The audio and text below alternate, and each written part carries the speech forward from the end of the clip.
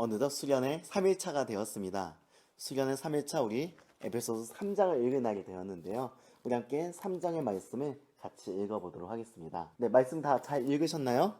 네, 저도 잘 읽었습니다. 근데 말씀 잘 이해가 되시나요?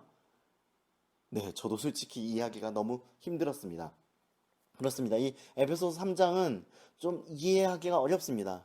우리가 보통 글을 읽을 때 어떤 논리적인 흐름을 중시하면서 보지 않습니까? 그런데 사실 지금 2장하고 3장은 뭔가 뚝 떨어져 있습니다. 잘 연결이 되지 않습니다. 자, 우리 2장을 한번 다시 좀 생각해 볼게요. 2장 우리 복습하는 차원에서 다시 한번 보겠습니다. 2장은 맨 처음에 이렇게 이야기합니다. 맨 처음에 우리가 그 공중의 권세 잡은 자들에게 우리가 속임을 당해서 세상 풍조를 따라가면서 이렇게 불순종의 아들들로 또 진노의 자식들로 진노의 자녀로 그렇게 살아갔다는 것을 이야기합니다. 그러나 긍휼이 풍성하신 하나님이 우리를 내버려 두지 않으셨죠. 어떻게 하셨습니까? 우리를 너무나 사랑하셔서 그의 사랑하는 아들 그리스도를 우리에게 보내셨습니다. 그래서 그 가운데 우리는 은혜로 구원을 받게 되었다는 것을 이 에베소서 2장은 이야기하고 있습니다. 그래서 그 안에서 우리는 이제는 더 이상 외인이 아니고 바깥 사람이 아니라 유대인과 이방인, 헬라인 가릴 것 없이 모두 주님 안에서 하나님의 아버지께 함께 나아가는 존재로 날마다 성숙되어져 가면서 그리스도의 몸으로 교회를 이루면서 지어져 나가고 있다는 것을 에베소서 2장은 보여주고 있습니다. 한마디로 구원의 역사와 또 하나님의 놀라우신 그런 비전을 우리에게 비춰주고 있는 것이지요. 그렇게 이야기가 쭉 뻗어나가고 있는데 지금 갑자기 사도 바울 자신의 고백으로 지금 이야기가 전환되고 있는 것을 보게 됩니다. 이러한 논리적인 전환을 이해하기 위해서는 먼저 형식적으로는 이 글이 어떤 형식을 갖춘 논문이 아니라는 것을 우리가 염두에 두어야 되겠습니다. 지금 우리가 읽고 있는 이 에베소서는 편지죠. 어떤 고정된 틀로 적힌 것은 아니라 하나님이 주시는 마음의 감동에 따라 어떤 주제에 대해서 적다가 그것에 대해서 부연 설명할 수도 있고 때로는 주제를 바꿔서 적을 수도 있고 하는 그런 특징을 가지고 있습니다. 그러한 서신서의 특징을 이해하면 좋겠습니다. 자, 그건 그렇다 치더라도 왜 갑자기 바울이 주제를 바꾼 것인가? 우리는 한번 그것을 탐구해 볼 필요가 있습니다. 자, 지금 바울의 상황이 어떤지를 우리 한번 생각해 보면 좋을 것 같아요. 우리가 그 에베소서 배경 설명할 때 지금 바울이 어떤 신분이었다고 했던 거 기억이 나시나요? 네, 그렇죠. 지금 재판을 기다리고 있으면서 집에 갇혀 있는 자였다는 것을 우리가 기억할 수가 있습니다. 사실 이 재판은 어떤 바울이 어떤 강력 범죄를 저질러서 받게 되는 그런 재판은 아니었습니다.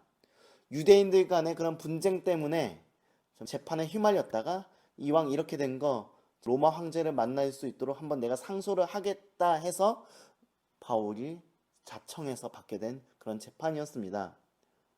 그러나 이 재판의 향방은 지금 불확실합니다. 앞으로 그의 미래는 어떻게 될지 모릅니다. 아무것도 할 수 없고 밖에 자유롭게 나다닐 수 없는 그런 상황입니다.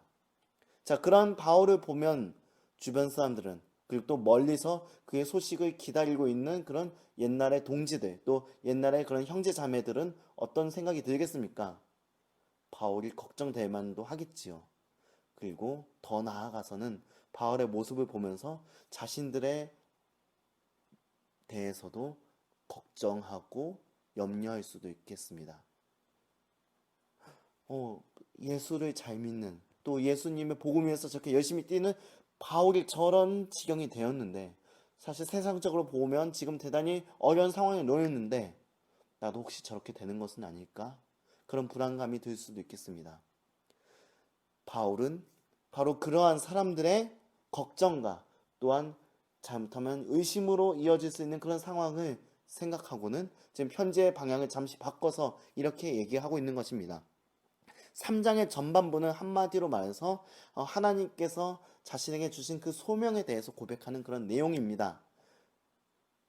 7절, 8절, 9절을 우리가 한번 좀 읽어보면 좋겠어요. 복음을 위하여 그의 능력이 역사하시는 대로 내게 주신 하나님의 은혜의 선물을 따라 내가 일꾼이 되었노라. 모든 성도 중에 지극히 작은 자보다 더 작은 나에게 이 은혜를 주신 것은 측량할 수 없는 그리스도의 풍성함을 이방인에게 전하게 하시고 영원부터 만물을 창조하신 하나님 속에 감추어졌던 비밀의 경륜이 어떠한 것을 드러내게 하려 하심이라. 아멘. 여기서 바울은 자신이 이렇게 된 것도 다 하나님의 경륜 안에 있다는 것을 말을 합니다. 이 3장에서 보면은 사실 경륜이란 말이 자주 나옵니다. 2절에서 보면은 하나님의 그 은혜의 경륜을 너희가 들었을 터이라 이런 식으로 나오고, 또 보면 9절에도 하나님 속에 감춰졌던 비밀의 경륜이 어떤 것을 드러내게 하려 하심이라 이렇게 나옵니다. 자, 경륜이란 말은 어떤 말일까요? 자, 이것을 신학적인 그런 신학 사전의 풀이로 설명하면 이렇게 됩니다. 하나님의 계획 안에서 하나님의 뜻을 이루기 위한 하나님의 방법, 이것이 바로 경륜입니다. 그러니까 총체적으로 하나님 손 안에 있다는 것을 표현하기 위해서 만들어낸 말이 바로 경륜이란 말입니다. 바울은 지금 이 3장 전반부를 통해서 그것을 고백하고 있는 것입니다. 하나님께서 우리를 사랑하셔서 그런 그의 아들을 보내시고 우리를 구원해 주신 그 구원의 비밀, 그리고 우리가 그 안에서 하나가 되고 또 교회로서 지어져 가는 그 모든 과정들, 그리고 또한 개인적으로 보았을 땐 사도 바울이 그 이전에는 하나님께 충성한다고 했지만 실은 하나님을 거스르는 그런 잘못된 행동을 하고 있을 때 하나님께서 그를 멈추게 하시고 하나님의 사도로 불러주셨던, 하나님께 온전히 돌이키게 하셨던 그런 놀라운 역사, 이 모든 것들이 다 하나님의 그런 경륜, 하나님의 모든 계획과 하나님의 뜻과 하나님 그 방법 안에 있다는 것을 표현하고 있는 것입니다. 바울은 이것을 이야기하면서 이 모든 상황 속에서 하나님께서는 우리를 불가항력적으로 우리를 이끌고 계신다는 것을 강조하고 있습니다. 이건 마치 이거를 생각하시면 좋을 것 같아요. 패러글라이딩을 탈 때 어떻습니까? 패러글라이딩을 탈 때 우리를 태워주는 그 선생님이 계십니다. 그 선생님이 나를 붙잡아주는 가운데 우리는 그 바람을 타고 쭉 하늘로 올라가게 됩니다. 더 이상 어떻게 돌이킬 수 없습니다. 그러나 걱정할 필요 없습니다. 왜냐하면은 패러글라이딩을 우리가 타고 있는 가운데 선생님께서 나를 붙잡아주고 바람의 방향에 따라서 그의 길을 인도해주고 있기 때문입니다. 그 가운데 우리는 그 하늘에서 내려다보는 그 땅의 아름다움을 즐기며 또 그 하늘의 광대함을 즐기면서 기뻐할 수 있지요. 사도 바울이 지금 3장 전반부에서 얘기하는 것은 바로 그러한 내용입니다. 지금 비록 내가 갇힌 자가 되었지만 이것도 하나님의 뜻 안에 있고, 우리가 또 전에는 정말 진노의 자녀들이었지만 구원받은 것도 하나님 뜻 안에 있는 거고, 우리의 모든 삶, 우리의 모든 것은 다 하나님께 속해 있고 하나님의 섭리 안에 있으니, 하나님의 경륜 안에 있으니 여러분 걱정하지 마십시오. 우리 주님 손 안에 있고 우리 모두 주님의 경륜에 속해 있으니까 우리 여러 환난에 대해서 낙심하지 말고 함께 나아갑시다. 이렇게 용기를 붙돋아 주려고 하는 목적으로 이 3장의 전반부를 바울이 쓴 것입니다. 13절 말씀을 다시 한번 읽어보겠습니다. 그러므로 너희에게 구하노니 너희를 위한 나의 여러 환난에 대하여 낙심하지 말라. 이는 너희의 영광이니라. 그렇습니다. 우리가 당하는 고난들이 있지요. 그것이 사실 사도가 당했던 고난만큼은 아니겠지만 역시 어려움이 있습니다. 그러나 사도가 당했던 고난이든 우리가 지금 당하고 있는 고난이든 이 모든 고난들 가운데 하나님의 섭리가 있습니다. 우리는 하나님 안에 있기 때문이죠. 그 모든 것을 통해서 주님은 또 합력해서 선을 이뤄 나가십니다. 사도 바울은 그것을 이야기하고 있는 것이지요. 3장의 전반부는 바로 그런 내용을 담고 있습니다. 이제 후반부를 살펴보겠습니다. 후반부에서는 다시금 이 사도 바울이 이 에베소 교회 성도들을 향한 애정을 가지고 기도를 합니다.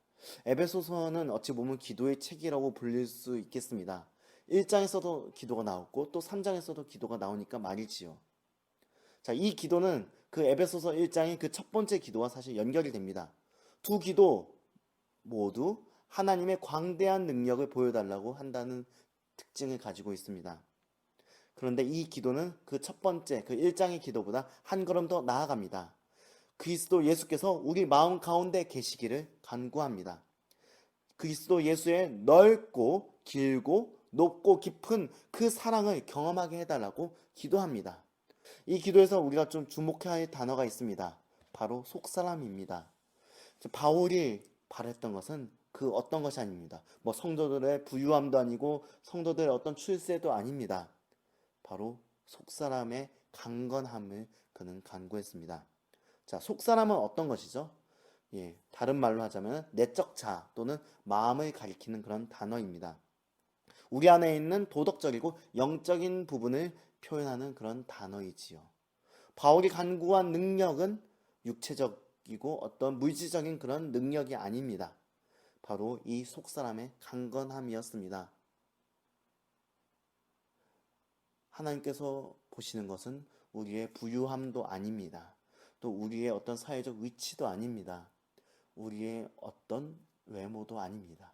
바로 우리의 속사람입니다. 하나님께서 보시는 그 속사람이 온전하게 서기를 바라면서 사도 바울은 애정을 가지고 이렇게 기도했던 것입니다. 이 사도 바울의 기도를 우리가 배워야 되겠습니다. 사도 바울이 에베소 교회 성도들을 위해 이렇게 구했던 것처럼 우리도 이런 제목을 가지고 나 자신을 위해서 또 우리 공동체 지체를 위해서 함께 기도해야 되겠습니다. 그 기도 가운데 우리가 그리스도 안에서, 그리스도 예수 안에서 충만해질 수 있으니까 말이지요. 오늘 3장을 우리가 함께 살펴보았습니다. 사실 3장은 좀 이해하기가 힘든 부분이 있는 것이 사실입니다. 그러나 그 3장 전반부와 후반부의 메시지는 분명합니다. 3장의 전반부는 이 모든 것이 하나님의 경륜 안에 있는 것이니 우리가 걱정하지 말고 담대하게 나아가자라는 것이고, 후반부는 그런 담대함 가운데 우리가 주님께 구할 것, 바로 우리 속사람의 강건함을 우리가 구하면서 주님 안에서 완전해지기를, 주님 안에서 날마다 주님을 닮아가기를 간구해야 된다는 것이 중요한 포인트가 되겠습니다. 이러한 3장의 메시지를 기억하면서 오늘 하루도 우리 함께 주님 안에서 날마다 지어져 나가는 그런 교회의 지체들이 되시기를 간절히 바랍니다.